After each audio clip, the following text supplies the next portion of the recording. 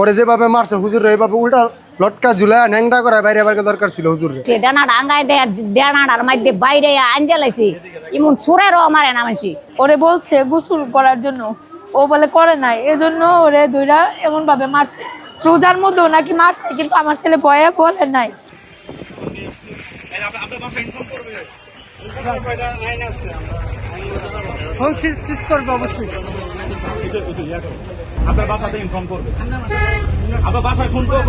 এই যে বাচ্চার অত্যাচার করছে, আমরা মাদ্রাসায় দেই একটা বাচ্চাকে পড়াশোনা করার জন্য, তাই সে যদি এরকম অত্যাচার করে তাহলে কোনো মানুষ মাদ্রাসায় পড়াশোনা করাইতে পারবে? সাহস পাবে? আমরা এর মানে 100% বিচার চাই। এই যে ঘটনাটা, এই যে ছোট বাচ্চাটা নিয়ে আসছে মাদ্রাসার ছাত্র, হুজুর যেইভাবে মারলো, মারধর করলো, এইভাবে কি মানুষ মারে মানুষকে? এভাবে মারলে বাচ্চাটা তো মরে যেতে পারে। বাচ্চাটা ছোট বাচ্চা, কলিজায় রাখলে, ফুসফুসে রাখলে বাচ্চাটা মরে যেত। এখন এই বাচ্চাটার কি উপায়?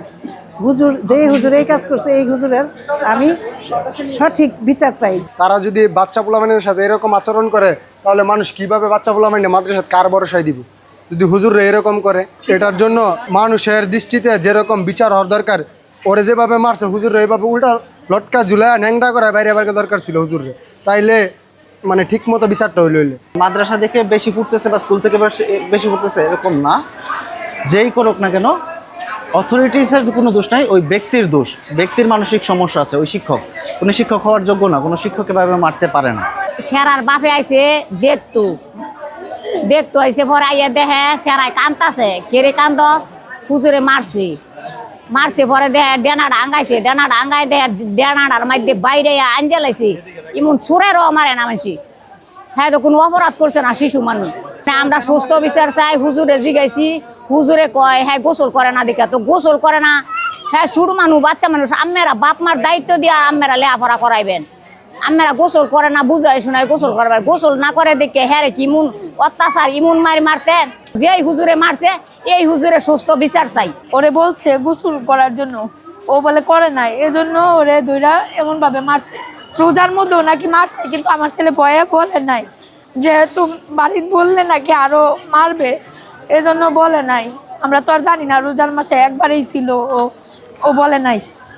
তারপরে এইবার ওই সময় এত মারে নাই, কিন্তু এইবার এমনভাবে মারছে যে ওর সারা শরীর ক্ষত বিক্ষত হয়ে গেছে। সারা রাত্র বমি করতে করতে শেষ। অনেক জ্বর ছিল। আমার ছেলে বাঁচবে নাকি এটা বলতে পারি না।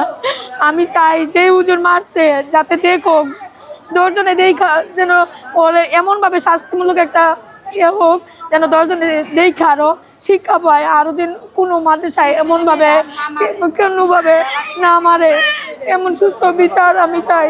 আমি গোসল করি না দেখে হুজুর আমার মারছে। আমার কাপড় ময়লা ছিল, আমি গোসল করতে পারি নাই। তারপর হুজুরে আমার একবারই দিয়া অক্সিজেন বানাই লইছে।